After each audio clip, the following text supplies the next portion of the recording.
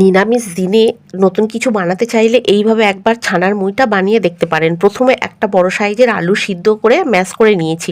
তারপর 200 গ্রাম ছানা নিয়েছি। ছানার মধ্যে দিলাম বেসন, লবণ, চিনি, গরম মশলা গুঁড়ো আর লঙ্কা গুঁড়ো। সব উপকরণ খুব ভালো করে মিশিয়ে নিয়েছি। একটা ডো বানিয়ে নিতে হবে। ওই ডো থেকে কিছুটা করে নিয়ে মুইটার আকার দিয়ে সবগুলো রেডি করে নিয়েছি।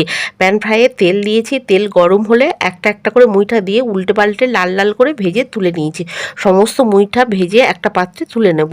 এবার একটা মিশ্রণ বানিয়ে নেব। অল্প একটু চালমগজ, এক টুকরো আদা, 4টে কাঁচা লঙ্কা একটা মিক্সার জারে দিয়ে মিশ্রণ বানিয়ে নেব। একটা বাটির মধ্যে 1/2 চামচ হলুদ গুঁড়ো, 1/2 চামচ লঙ্কার গুঁড়ো, স্বাদ মতো নুন, ধনে গুঁড়ো, জিরে গুঁড়ো, দুধ দিয়ে আর একটা মিশ্রণ বানিয়ে নেব। এবার কড়াইতে গরম তেল হলে তেলের মধ্যে জিরা দেবো আর গোটা গরম মশলা দেবো। সুন্দর গন্ধ বেরোলে আগে থেকে বানানো আদার মিশ্রণটা দিয়ে দেবো। অল্প নাড়াচাড়া করে নিয়ে দুধের মিশ্রণটা দেবো। মশলা থেকে তেল ছেড়ে দিলে বাটি ধোয়া জলটা দিয়ে দেব।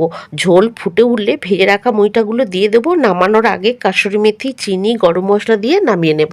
অসাধারণ খেতে হয়, আপনারা বাড়িতে একবার বানিয়ে দেখতে পারেন।